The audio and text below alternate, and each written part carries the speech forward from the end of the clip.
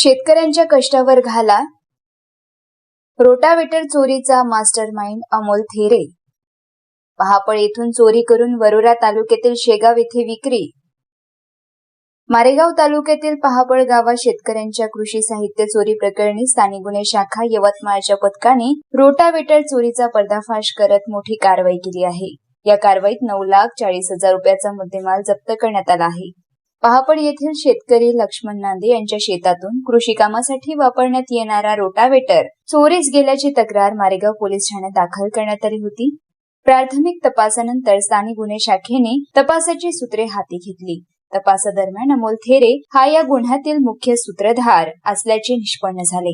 सामान्य शेतकऱ्यांनी कष्टातून खरेदी केलेला रोटावेटर अमोल थेरे याने पहापळ येथून चोरी करून वरोरा तालुक्यातील शेगाव येथील एका इसमास विक्री केल्याची माहिती एलसीबी पथकाला मिळाली. या खात्रीशीर माहितीनुसार पथकाने सापळा रचून कारवाई करत आरोपींना ताब्यात घेतले.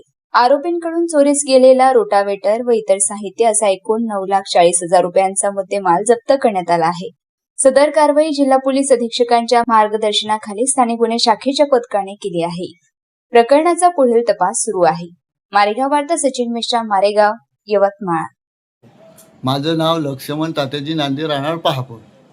मी आपल्या शेतात जाताना रोटावेटर होतो तो संध्याकाळी पाहिलं. त्याच्यानंतर सकाळी नव्हतो म्हणून मी आलो घरी. त्याच्यानंतर ठाण्यात गेलो.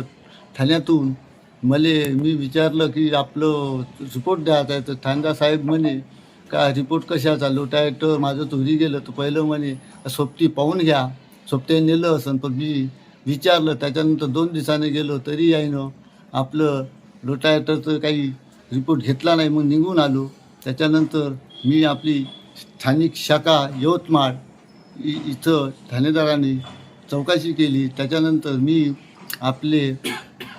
आपले त्यांनी शोध लावून शेगाव इथं त्यांनी पकडलं. त्याच्यानंतर मला फोन आला की तुमचं रोटावेटर इथं आलं. तर मी त्याच्यानंतर इथं आलो. त्याच्यानंतर मी माझं ट्रॅक्टर घेऊन मी तिथून रोटावेटर आणलं. मारेगावच्या पोलीस ठाण्यात मी जमा केलं. त्याच्यानंतर गुन्हेगार अमोल दिनकर थेरे, एक गुन्हेगार, दुसरा घाटे, 2 गुन्हेगार यांनी चोरी केली. म्हणून मी याची विनंती, कडक यायला शिक्षा पाहिजे अशी मी विनंती करतो.